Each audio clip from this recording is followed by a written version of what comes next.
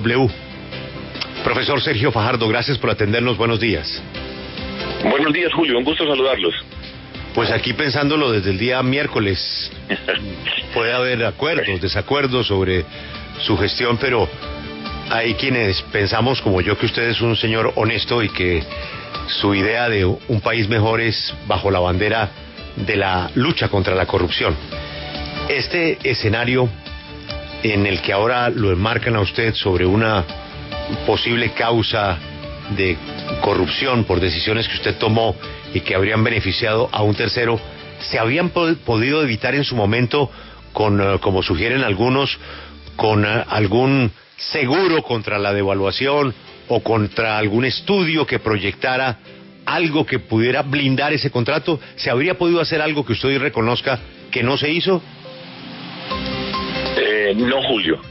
Y déjeme le explico cuál fue el procedimiento, qué fue lo que ocurrió para que la gente tenga un buen contexto y pueda entender la conversación que estamos teniendo y vamos a tener. Yo llego como gobernador el 1 de enero del 2012 y termino el 31 de diciembre del 2015.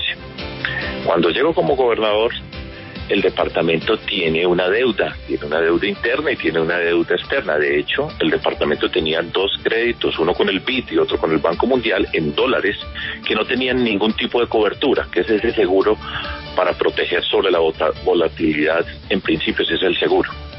Y nosotros llegamos y ante las necesidades del departamento, el comité técnico financiero que yo creé en la gobernación empieza a estudiar las formas de cambiar la deuda que tiene el departamento, renegociarla, organizarla de una manera diferente. En el marco de esas cosas aparece una institución del Estado colombiano que se llama Findeter. Y Findeter, que tiene como labor, entre otras actuaciones, el facilitar la vida financiera de los municipios, los departamentos de Colombia, para que tengan las mejores condiciones y los departamentos tengan recursos para adelantar sus proyectos. Y Findeter le ofrece al departamento de Antioquia un programa en donde se va a cambiar una deuda que está en pesos, pasarla a dólares en razón del comportamiento que tiene el dólar. Después de hacer todos los estudios que se tienen que hacer para eventualmente aceptar esa opción que está ofreciendo Findeter, del gobierno nacional, el departamento estudia, hace todas las evaluaciones, revisa lo que significaría tomar una protección cambiaria, entiende que si va a tomar esa protección cambiaria tiene que pagar el doble de lo que tendría que pagar con el crédito que no tiene sin tomar la cobertura y solamente pagando los intereses, que además tiene un periodo de gracia de 3 años. Y con todos los estudios nosotros firmamos con Findeter el negocio que propone Findeter, que sirve para las finanzas del departamento de Antioquia. Nosotros hicimos las cosas con rigor, con seriedad, evaluamos todo lo que se tiene que evaluar dentro de una firma de un contrato de esa naturaleza con una institución del Estado colombiano, y nosotros tenemos que responder por eso, pero ahí no hubo ningún delito, ahí no hubo nadie que se estuviera enriqueciendo, ahí no hubo nada sobre lo cual nosotros no podamos responder. Esa es la situación. Pero entonces, profesor Fajardo, lo que usted nos está diciendo es muy distinto de lo que dijo en el comunicado la Fiscalía. Usted nos está diciendo que en efecto sí hubo un estudio previo, sí hubo una evaluación, sí hubo un análisis técnico que determinó en ese momento que no era necesario cubrir al departamento frente a la variación del precio del dólar. Por eso quiero preguntarle, ¿existen constancias escritas, actas de reuniones, documentos que se hayan pasado en la gobernación que den cuenta de esos estudios previos a tomar esa decisión? Claro que sí. Es que además, pues un contrato de esa naturaleza, eso no es que se siente un funcionario de allá y diga hagamos esto y mándele una carta a este y listos. Eso tiene una cantidad de pasos. Los primeros estudios los hace Findeter. Es que Findeter, fíjense ustedes, Findeter, que es del Estado colombiano, ¿sí?, tiene una tarea, entre otras, y es vamos a ayudarle a los municipios y a los departamentos para que tengan unas finanzas saludables y para que puedan avanzar. O sea, están para ayudar a los municipios y los departamentos. Y Findeter recibe unos recursos del Ministerio de Hacienda y con esos recursos del Ministerio de Hacienda pues va a hacer ese proceso de ayudar a los departamentos. El primer estudio, si Findeter ofrece ese programa, digámoslo de esa forma, de cambiar deuda por dólares, los primeros que tienen que estudiarlo son FINDETER, porque es que la labor de ellos es ayudar a los municipios y a los departamentos, y por supuesto pues el departamento tiene que hacer una cantidad de estudios y trámites para hacer las cosas bien hechas. De lo contrario pues no se firmaría jamás ese contrato. Eso tiene una cantidad de pasos, de reglas que se cumplen y que se tuvieron que haber cumplido para eventualmente llegar a firmarlo. De lo contrario no se podría haber firmado. Exgobernador, el exsecretario de Hacienda de Antioquia, Adolfo León Palacio, quien interpuso la denuncia en los entes de control, dice que la señora María Eugenia Escobar, su funcionaria de Hacienda, y varios de los familiares de la señora eran socios de Corbanca y que aquí se habría incurrido en un delito porque claramente el banco sería el beneficiado con este negocio. ¿Tenía usted conocimiento de esto o esto es cierto lo que afirma el señor Adolfo León Palacio? Lo que afirma el señor Palacio no es correcto. La secretaria de Hacienda, María Eugenia Escobar, me ha explicado que cuando ella llegó a la gobernación tenía unas acciones en un banco que se llama el Helm Bank. Alrededor de 7 millones de pesos en acciones tenía ella. Cuando se firmó este negocio con FINDETER, con Corbanca como el intermediario para hacer el negocio, Corbanca no tenía nada que ver con el Banco Help. Después, un año después, Corbanca compró al Banco Help, donde ella tenía las acciones. Cuando se firmó ese contrato, nada que ver el Banco Help con Corbanca. Y ella ha demostrado eso y lo ha documentado, y pues yo le creo a ella lo que está diciendo, porque además pues eso tiene una documentación. Señor candidato Fajardo, cuando se presentó el problema de Hidroituango, hablamos aquí con usted sobre esa situación para manifestar que era obvio que su candidatura encontraba los obstáculos que, como el que comentamos en ese momento, tenían que incidir en el proceso político que usted estaba adelantando. Ahora, pues con mayor razón, por el despelote que se ha creado alrededor del tema que nos convoca hoy. ¿Usted cree que después de ese análisis su candidatura permanecerá beligerante como usted la ha mantenido hasta ahora? ¿O piensa que obligarlo a dar respuestas sobre el tema del empréstito le quita posibilidades y ritmo a su candidatura? Alberto, buenos días y muchas gracias.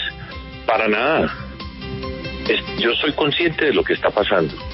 Y ustedes han visto pues la discusión pública que se ha dado desde el miércoles de la semana pasada, cuando preciso antes de Semana Santa sale un comunicado con una noticia que estamos esperando ahora a ver cómo van a transitar, cómo se van a mover las cosas, y eventualmente tenemos que llegar, y yo espero que sea pronto, la imputación ante la Corte Suprema de Justicia, que es donde se va a definir esta discusión que nosotros tenemos, y nosotros vamos a demostrar la actuación correcta en este episodio, como siempre lo he hecho.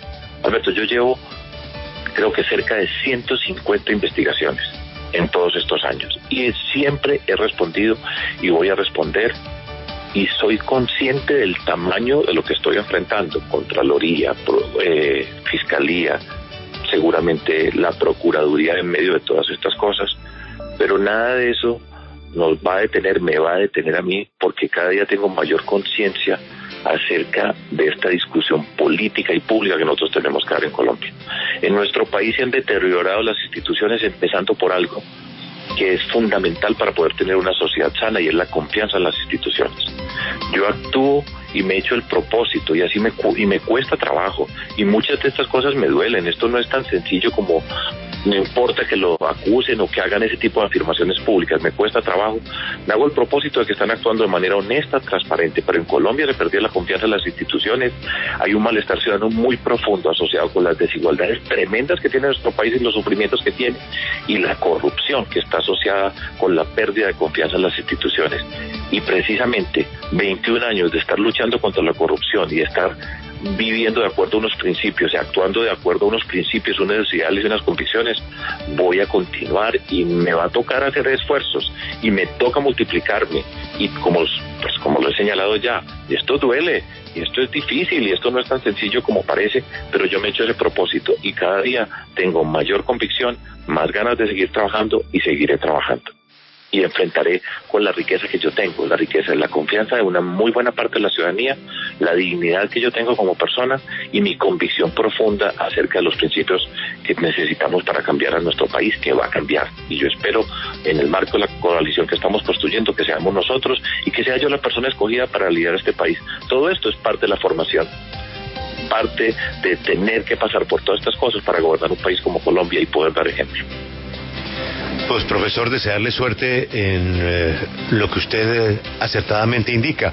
Hay que esperar la imputación, estamos hablando de un comunicado no tiene el sustento de la imputación, hay que esperar el sustento de la imputación y seguramente en ese escenario usted responderá con documentos de lo que hizo, que para la Fiscalía seguramente dirá que no hizo, y al final un juez de la República determinará, su juez natural que es la Corte, determinará si hubo o no hubo lugar a esa equivocación que podría terminar convertida la equivocación en un delito. Pero a mí me da la impresión por sus respuestas, profesor Fajardo, que usted coincide con muchos analistas del fin de semana que independientemente de la falla administrativa que se hubiese presentado, si es que se presentó, usted no lo reconoce, pero si se hubiera presentado ese error, pues hoy no está convertido en un delito porque sí, sino porque es usted. Es decir, que estamos ante un caso que hoy debería ser eminentemente jurídico-administrativo y estamos ante un caso político. Pues Julio, mire todo lo que ha pasado, todos los comentarios que se han suscitado, y eso no es gratuito. Y en todo el espectro político yo agradezco profundamente tantas manifestaciones de solidaridad, de respeto, porque es que podemos pensar muy diferente, pero hay unas manifestaciones de respeto y de reconocimiento de lo que yo he sido como persona pública y la forma como me he comportado y como he tratado a la gente y como me he comportado con lo público. Yo eso lo agradezco y está a la vista. Yo entiendo la naturaleza de lo que significa la política y entiendo lo que nosotros significamos para nuestro país y entiendo el valor y lo que queremos hacer en una sociedad que tiene que cambiar y Colombia va a cambiar y el reto es qué cambio se va a escoger. Yo tengo que hacer mucho esfuerzo para no dejarme atrapar en algo que ya es común en Colombia, vuelvo y lo relaciono con algo que mencioné anteriormente. Aquí en Colombia se ha perdido la confianza en las instituciones y es muy grave que en una sociedad como la nuestra, cada que hay una intervención de la justicia o un organismo de control, siempre la pregunta es ¿qué hay detrás? ¿Qué interés está cubriendo? ¿A quiénes quiere atacar? ¿Cómo va a ser? Una sociedad así va por muy mal camino y tiene que ver con la política y seguimos luchando por cambiar la política, por enfrentar la corrupción. Hay muchos corruptos muy felices de que tenga que pasar por toda esta cantidad de explicaciones, que tenga que responder en las entrevistas por este tipo de cosas. Pero la frase que he utilizado tantas veces en la vida, la verdad y la decencia siempre salen adelante, aunque a veces se demoren o las enreden. Y para allá vamos, Julio. Y pues gracias por preguntarme.